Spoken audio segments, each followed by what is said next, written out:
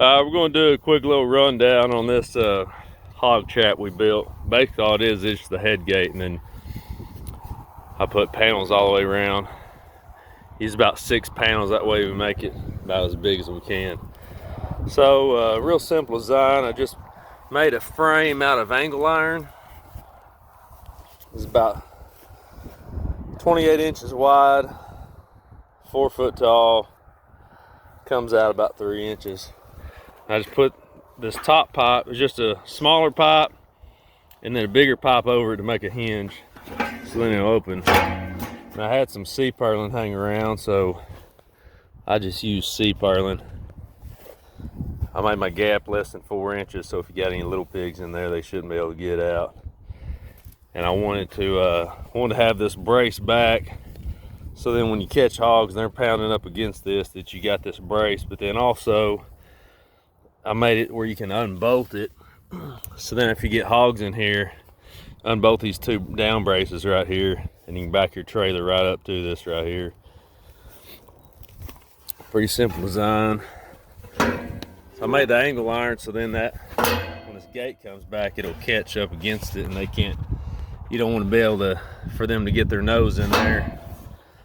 See, from this side, they're not going to be able to get their nose in there and root this thing back open, because once you get them in there, you want to be able to keep them in there. And I like this idea here. I don't like the kind that your gate just shuts one time. See, if you only get 1 hog in there, that's all you got. But this one right here, we've used this quite a bit, and very similar style. And you might have 30-40 hogs in there. They'll just keep rooting and and shut it, and another one come in, it'll just keep shutting. And also what I did is, maybe hard to tell from this angle, but I built this at just a slight backwards angle, so then when your gate shuts, you know, if you built it straight up and down, it might be able to open it a little bit, but I put it just enough at an angle that thing will stay shut. So there it is. We baited this one with corn and molasses. Put it all around the gate, a little bit outside, and then some big piles in there with poured molasses all over it.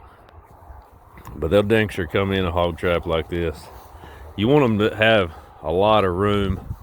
You know, I see a lot of them that are really small, and that works. You'll catch 1 or 2 hogs, but the problem is, after those hogs have been in a trap or 2, and if you get one in and one is about half in the door, when that door shuts, that sucker's going to get trap smart. It's amazing how smart those hogs get, and you get a whole herd that they kind of pick up on each other, and they'll learn not to come in a hog trap. But that's why I like these big open ones. You might be wondering why that post is in there. So another really important thing is, for about a week, I opened this gate completely up, and I propped it up with this right here, that post.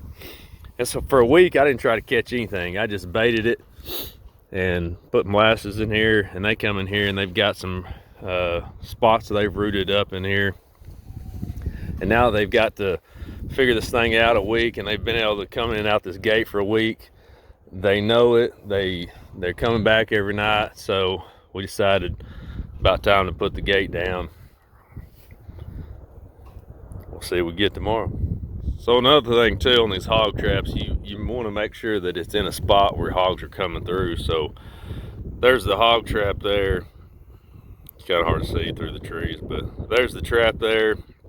On the other side of it is real thick brush, and then I found a spot where they were coming through the fence, and they had a big trail worn down where you knew that a lot of hogs were coming through there. And then it's a straight line onto this pond right here. And all around this pond, you know, they were rooting this up really bad, and there's some big spots where you can see an old big hogs have been wallering out. So you want to pick a spot where you dang sure know hogs are going to be trailing through this thing.